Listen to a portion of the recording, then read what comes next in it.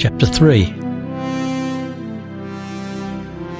Eirik and Jorund went much abroad to feastings and merrymakings, and often Cecilia was with them. Olaf had nothing to say to it. The two friends were handsome men. At any rate, they made a handsome pair when they went out together. They brought life and gaiety with them, and they were well liked. When folk met Olaf, they said he might feel honoured in his son. Now that he had stopped growing, Eirik was very tall, long and big of limb, but shapely, narrow in the hips and thin about the waist, though the upper part of his body seemed somewhat too broad and heavy.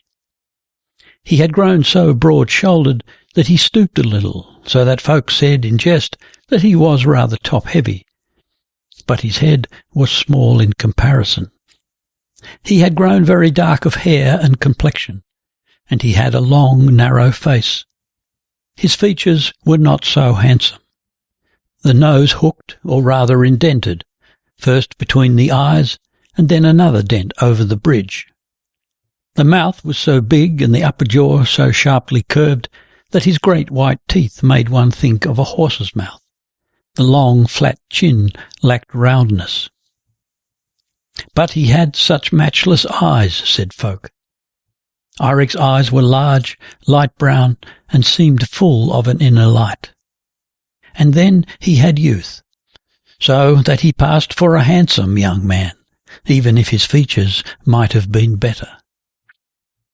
Jorund Reaper was such as most call handsome, tall and well-grown, with smooth flaxen hair, blue eyes, a ruddy face, and a large, rather pointed nose, a fresh, rather thick-lipped mouth.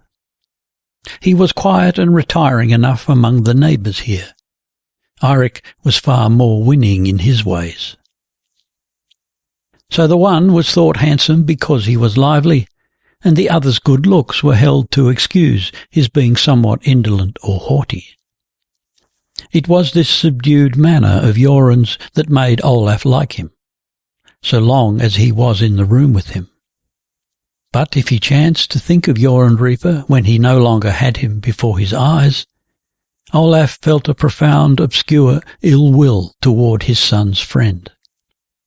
With unreasonable clarity he recalled an ugly little act which he had seen this man do when he was a boy. One day, when he and some other lads were snowballing in the yard, Jorund had then behaved disloyally to Eirik. It was a small thing to lay so much stress upon a child's trick during a children's game, but at the time it had revolted Olaf like the blackest treason, and the impression had remained with him, so that he could not think of Jorund without antipathy. But when he was in Jorund's company, this feeling vanished almost entirely. He could see the injustice of laying a long-past boyish trick to the charge of this grown man.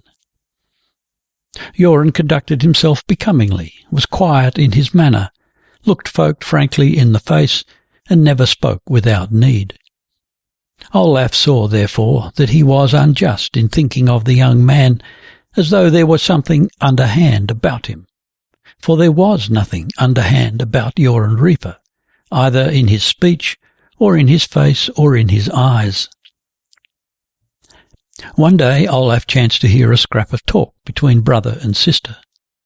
He was busy in the smithy when Eirik came to the door together with Cecilia.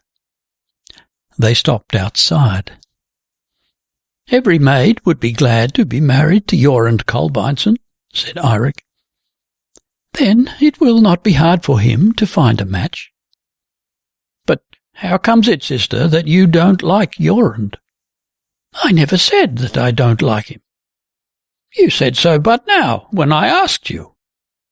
"It is not to say I don't like him." There was a laugh in Cecilia's voice. "If I answer no, when you ask me, do I like your friend?" "But is it not one and the same thing? If you do not like him, then surely you don't like him." "No, 'tis not the same." The girl was laughing now. Olaf heard her run down the field. Eirik opened the door, and came in, smiling at his sister's words. This new exhilarating fondness for his sister filled Eirik's heart entirely. It was as though all his childhood's unrequited affection for his father, his anxious and burning passion for Hestviken, had dissolved in the sunny warmth and peaceful well-being of these summer days. The evil in it ran away, and the good was left behind, remoulded as a warm and golden joy in this little sister's winning brightness and pert girlish charm. He followed her about at home. He had to have her with him whenever he went abroad. He lavished gifts on her, the best jewels and clothes he possessed, which he had never thought to part with. He rejoiced in everything, wherever he went over his father's land. His love for this land, which was to be always his, was increased by a vague memory of his strange thought as a child that he might lose it in the end. It was the same as with Hestviken itself when the sun returned after a long spell of bad weather. Never did the fields and the manor gleam with so bright a glance as then. It was almost the same with his love for his father. It had been the groundwork of Eirik's whole life that no man in the world was like his father. The only change was that he no longer thought about it. He no longer took it to heart that his father was taciturn and could by no means be called a man of good cheer.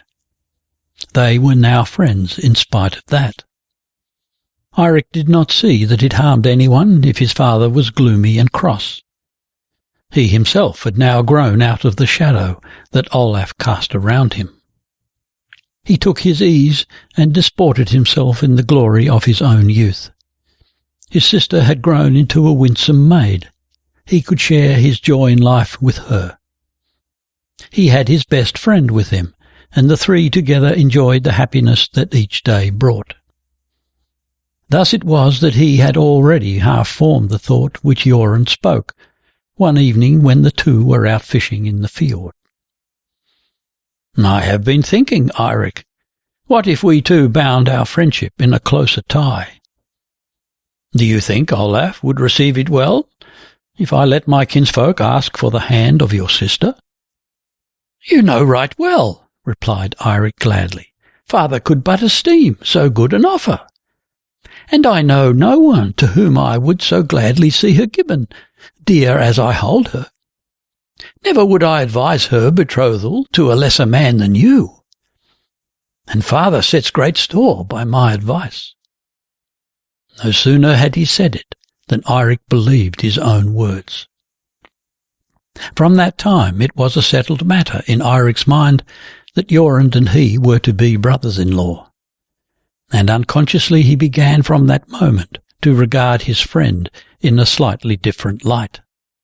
It escaped him altogether that, though he had loved Jorunn Reaper ever since he first knew him as a child, it was nevertheless true that he had never entirely liked him, nor had he ever trusted Jorunn so well as not to have a care how far he might venture with him. Unsure as Eirik himself had been in everything, he was drawn to the other boy who was so unshakably sure. But all the time he had known that what made Jorunn so secure was that he was firmly resolved to keep himself safe at whatever cost to others. Jorunn Reaper would neither blink nor waver if it came to leaving a friend in the lurch. Jorunn's was not a timid nature, nor was he afraid of how folk might judge him. But this power of Jorunn's of being sufficient to himself had clean bewitched Eirik when they were boys. And when Jorunn Reaper turned up in Ragnvald Thorvaldsson's following, Eirik had pressed himself upon him, claiming the right to call himself Jorunn's best friend from childhood. There was no one in the company with whom he was better friends than another, in spite of all his efforts to please his comrades. They liked him well enough. He was ready to do them a turn, brave, a daredevil in many ways, though in other things he would show himself strangely and unexpectedly petty-minded. But they laughed a little at him too, He was altogether too credulous for them, and he made too great demands on plain folks' credulity when he told a story. Jorund accepted the position of Eirik's best friend, and Eirik did not haggle about the price. In the course of time he had had more than once to serve as a catspaw to Jorund. But Jorund affected complete ignorance when Eirik took the blame for the other's wrongdoing, and at the sight of his friend's innocent, blue-eyed look, Eirik himself believed in Jorund's good faith. It would be unworthy to think otherwise. He was so good-natured in his ways, was Jorund, with his genial voice and his prompt smile when Eirik talked nonsense to him. Careless he was in many ways, to the downright alarm of Eirik, for Eirik himself was scrupulous in the performance of his duty, though he was too short of memory to do it well always, and he was hurt at any disparaging word of his conduct. Jorund knew how to take care of himself, better than Eirik liked or would have admitted to be the case. Jorund spoke of women in coarser terms than Eirik could have brought himself to use, even of the loose wenches who were all he yet knew. But in spite of all this, Eirik loved Jorund. In this way they had now kept fellowship for several years. Now and again they had been parted, for Eirik from time to time would take himself off and seek service with another lord, but it always ended in his coming back to Ragnvald, with whom Jorund stayed. There was but one thing about his friend which Eirik could never put up with, and that was Jorund's singing. Jorund comported himself well in a dance, and he had a powerful voice, so that he often led the dance. That was his pride. But he did not sing true. Eirik himself had a fine ear for music, and his singing voice was not so full as his friend's, but warm and soft, and when Jorund's broke into a ballad, Eirik felt quite sick with shame on his friend's behalf.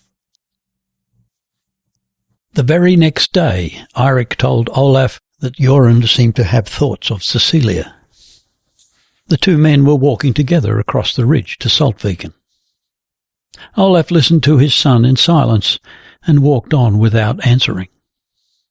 "You may be sure," Eirik went on, "that Jorund is a man who is attended by good fortune, and you must have heard a good report of the house of Gunnarsby." "I know they are called rich." Olaf walked a few paces in silence. "Have you been there, at Gunnarsby?" At once it struck Eirik that this was a thing Jorund might well have done. Asked him to bear him company some time or other when he went home to see his kinsfolk. It gave him a little pang. "It never happened that I was able when Jorund wished to have me home with him." "What do you think of the man himself?" asked Olaf. "Is he such a one that you would deem Cecilia and her welfare safe in his hands?" Involuntarily the old disquietude returned, vague and distant. But then he had thought all this over. Jorund's faults were such as a man may lay aside when he sets up house, and if they were to be brothers-in-law they must be loyal to each other.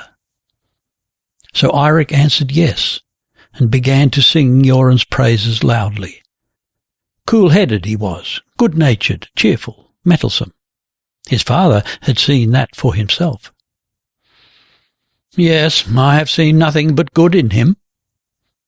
Olaf heaved a sigh. They walked on in silence. Then the father said, "I shall speak with Bard, ask what he knows. Bard must be able to find out about these folks. He has kinsmen of his own in that part. Till then I look to hear no more said of this matter. Jorund is our guest, and he must know enough of good manners not to bring forward his suit again before his brothers can take it up." "You may be sure of that."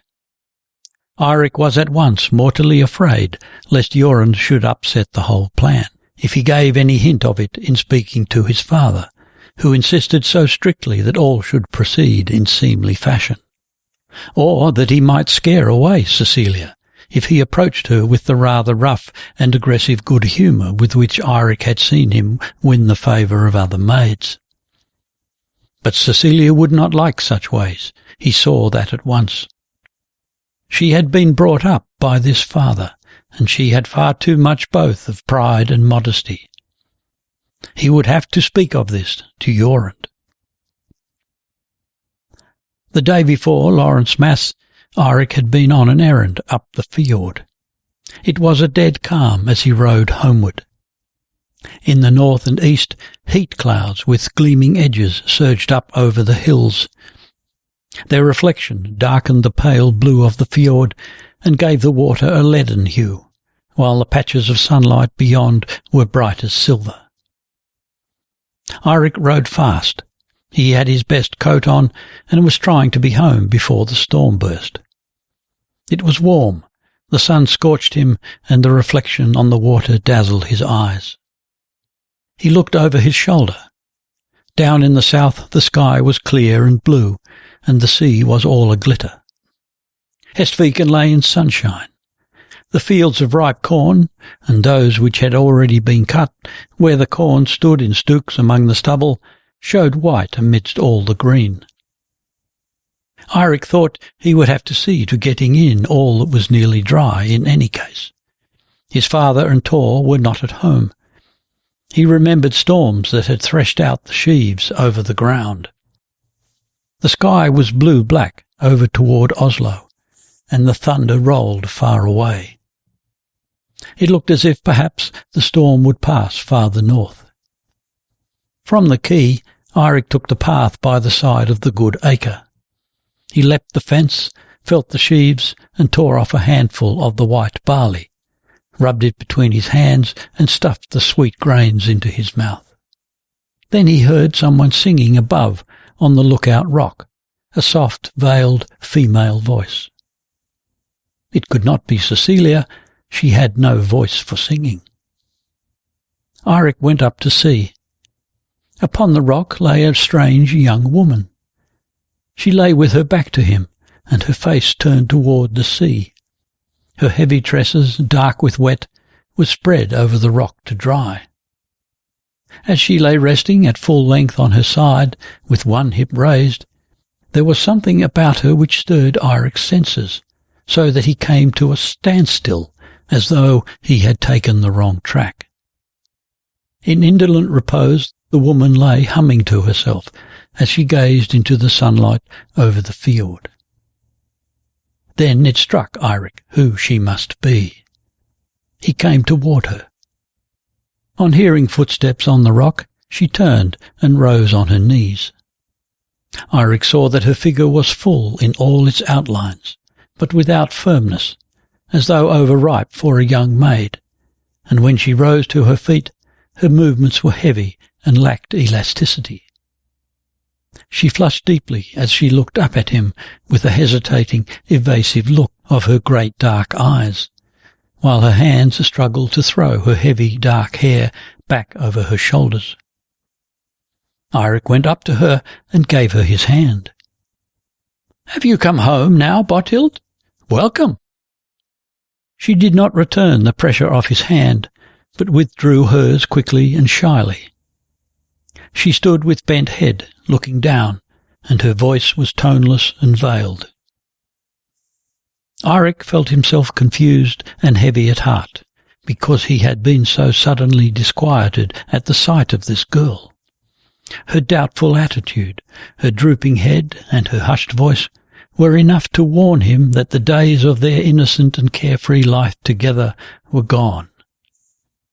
Bothild's startled air, as she stood with her shoulders rounded, full-bosomed, and broad of hip, the strong scent of her hair wet with sea-water, it seemed as though both his conscience and hers were already darkened. They said a few words about her journey, and then spoke of the weather, which looked so threatening. Eirik told her he meant to get in what he could of the corn before the storm burst. Bothild whispered yes. If it did not come before, they would have it at night. Now and again there was a faint blink of lightning far to the north, followed by a distant rumble. Eirik stole glances at her as they walked side by side toward the manor. She was tall, but did not hold herself erect. Her hair was very thick and long, but seemed stiff now from the seawater. But her face was fair, round and white with red roses in her cheeks. She had a broad forehead, smooth and white, black curved eyebrows, and her dark blue eyes looked up with a covert sidelong glance under thick white lashes. Her mouth was big, her chin small and round as an apple. Once she smiled at something he said, and then he saw that she had small, short teeth with gaps between them, like a child's milk teeth, and she showed her gums as she smiled. He felt he would like to take and kiss her, but roughly, without kindness. He got in all the corn off the good acre that afternoon. The storm passed round to the north over the fjord, but did not reach Hestviken. It was already dark outside, and distant lightnings flashed in the evening sky. Between the claps of thunder, the stillness of the fjord seemed uncannily hushed beneath the cliffs in the close evening air of late summer. The men went indoors. Botild brought in supper, hanging her head, as in all she did. But it was easy to see that Cecilia was delighted to have her foster sister back again. This added to the touch of hostility which was part of Eirik's uneasy feeling toward Botild. She was not a seemly playmate for his sister, he thought, a woman who excited his desire in this way. In the course of the night he was awakened by the crash of thunder. Now the rain was pouring down. It drummed dully on the turf of the roof, ran off, and splashed on the rocky floor of the yard, streamed over the foliage of the trees. From one corner of the smoke vent it ran down into the room. The vivid flashes lighted up chinks in the wall at the end of the house. The logs were no longer weather-tight after the long drought, and clap after clap of thunder crashed and rattled right above the houses. Eirik remembered Botild the moment he woke. Now she would be lying in the loft above the closet. Jorunn slept like a stone on the inside of the bed against the wall. Eirik lay outside. He was tempted to get up and go to the ladder, call up to hear if the girls were also awake. Perhaps they would be frightened by the storm. But he lay where he was. He tried to think of other things, of the fields farther up the valley and the corn which stood there ready for the sickle. How would it fare in this weather? He could not remember that he had noticed Botild Askersdatter when he was last at home, the year of the Swedish troubles. It must be 3 years ago now. Cecilia was only a child at that time. His father was with Ivar Johnson in Sweden. Botild was helping her aunt in the housework. Both the girls did so. He had not seen much of them, nor had he heeded them greatly. He could not tell what had put it into his head that Botild was not a pure maiden like Cecilia.